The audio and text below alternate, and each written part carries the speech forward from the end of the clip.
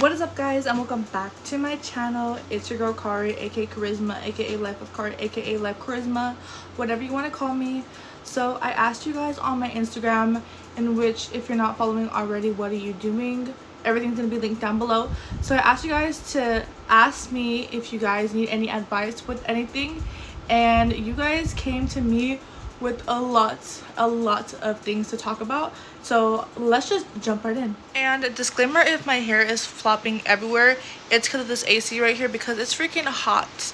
I mean hot AF in California right now. Let's get down to business. The first one says how to cut off toxic best friends. I kind of need to know the situation to determine what makes them toxic, to kind of talk about it more in the specifics. But just a general thing, if someone is toxic or doing you a disservice or draining your energy, I don't care if they're your friends, family, parents, brothers, siblings, whatever, you need to get them out of your life, because you need to watch out for you and your energy. And that if they're doing you a disservice, then they're no good for you. They're no good to be in your life. They're no good just in general for your overall well-being. And for you, your job is to be the best version of yourself. And if someone is disrupting that or taking energy from you, they need to bounce. Again, sorry if my hair is flopping in the wind. Again, it's super hot in California, so I'm just gonna let that be. And the other one actually says something very similar. It says, my best friend turned out to be a fake friend. This hurts more than a breakup.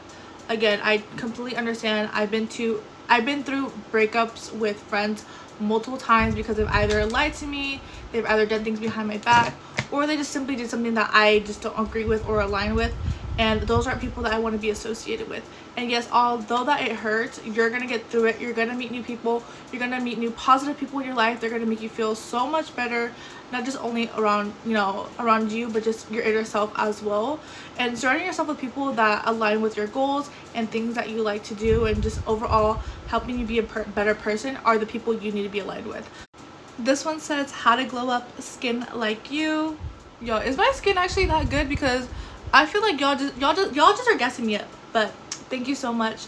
Again, I've talked about this in a previous video or a reel, that a very simple routine is honestly the best thing that you can do. Sometimes when you're mixing a lot of these products, the ingredients don't work well together, which gives you acne, or it has to, rebalance your skin's pH levels, and that's what creates certain things, just like little bumps, or even like other filaments of, again, pimples and things like that. So I do a very simple routine, and I always use the same products.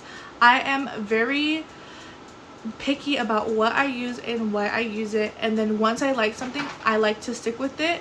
So in my rotation, I just have a gentle cleanser, I have a hydrating cleanser that I follow up with that, I have an exfoliator, and I have a moisturizer. That's pretty much it. Sometimes I will like to buy new products, if it's like, for eye cream or for, blackheads and things like that, which I do occasionally. But for the most part, I have a very specified regimen that I use, and I feel like that works best for my skin. If you want me to go more in depth about what benefits, different types of skin, or what I have, because I have like an oily T-zone, and I can be dry sometimes around my cheeks. So I figured that for me, what works best is a very universal, gentle type of cleanse and exfoliation that just kind of gets rid of the surface and just dirt overall, that doesn't help get acne or blackheads or even whiteheads. So yeah, sticking to a really simple regimen. Don't mix products. Also another thing is a silk pillowcase. I noticed that this has helped me so much, not only with my skin but my hair. Like, y'all, look at this shine. I haven't put oil. This is just straight out. And also, I haven't dyed my hair in a minute either, which I do need to. So if you see any red spots, don't mind that. Next one is how to focus on your goals. So each of us obviously are going through different things in life, and we may have different goals or different priorities, whether you're going to school, focusing on mental health, focusing on your physical being. I would say definitely putting yourself on a regimen. What has worked for me is that I actually have an alarm for when I wake up. I like to wake up around 8:50. That's what works best for me. And luckily I do work from home, so I kind of get that leisure of waking up around that time. But I noticed that if I sleep in, my day is kind of like wonky and I don't feel as motivated. and if I wake up too early, I tend to take a nap or feel sleepier later. So that's what has worked for me. If you're going to school, I would say get yourself on a schedule like how I do. Make sure that you're consistent with that. Make sure that you don't get burnt out. I know being burnt out is very common nowadays because you just want to finish whatever you're doing, but make sure to take things slow sometimes, because slow and steady sometimes wins the race, and you don't want to get burnt out and unmotivated. That has happened to me many times in life, and it's really annoying, but it happens. So as long as you space your time and, you know, have other priorities while you're doing something as well, like if you're going to school, make sure you have a hobby that you like to do to kind of get your mind off of that, just so you're not stressing. Same thing is if you're going to work, you need to find something out of work that you enjoy to do, whether it's, you know, going thrifting, knitting, you know, doing content, like just something that gets you out of your element and it makes you more motivated, because that's the whole goal. Your goal is to stay on track on what you're doing, and when you have a lot of motivation, it just makes you want to do more and push harder. So that, or if you can't focus, like you have ADHD, you should probably see someone and get that checked. Next up, we got, can you tell me how to move on? Depending on how fresh is your breakup, I will tell you different things, but I would say first and foremost, if it's super recent, I would say try to actually let go of your emotions. You don't want to hold anything in and then project things later on, or even possibly in your next relationship. So healing is number one. I would say start doing things that you would never do in like while you're in relationships. I know a lot of us get super comfortable. I'm guilty of this as well. We stop doing certain things just because we want to be with our partner all day, but then yet we forget about us. So even doing this when you're single helps you build a better version of yourself for when you're in your next relationship.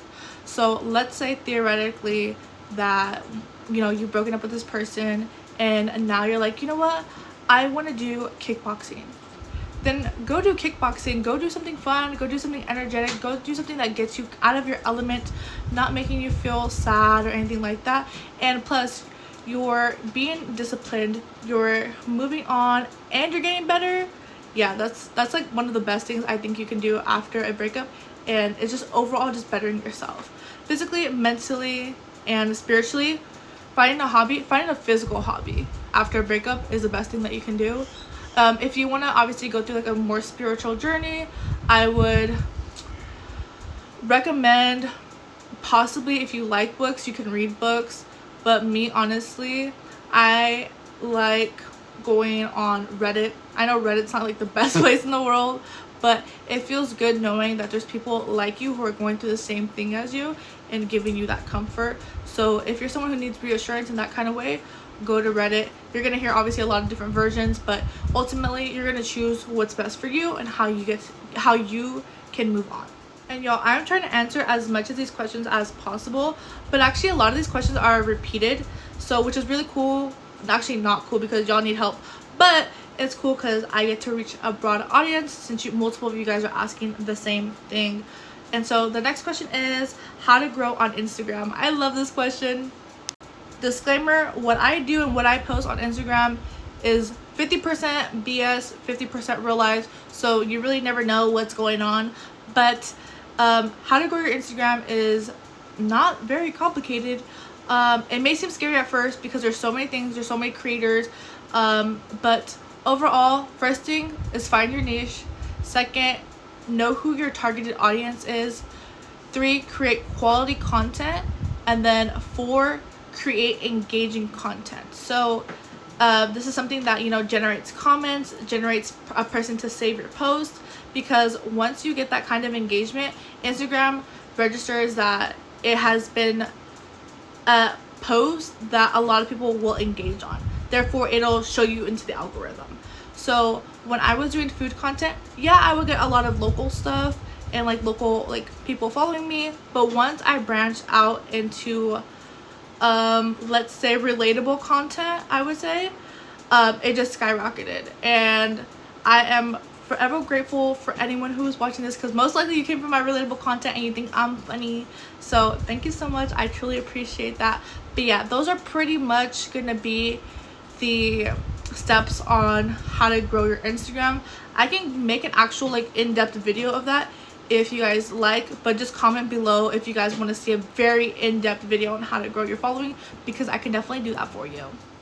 Alright y'all, I believe that is all the questions that I have or can answer for you guys today. If you guys want a part 2 to this kind of segment, let me know again in the comments below. And also if you want me to do a specific video on how to reach a broader audience and also how the algorithm works on Instagram, I would love to film that for you guys. But yeah, just give me some content suggestions down below and you may be picked. So with that said, bye!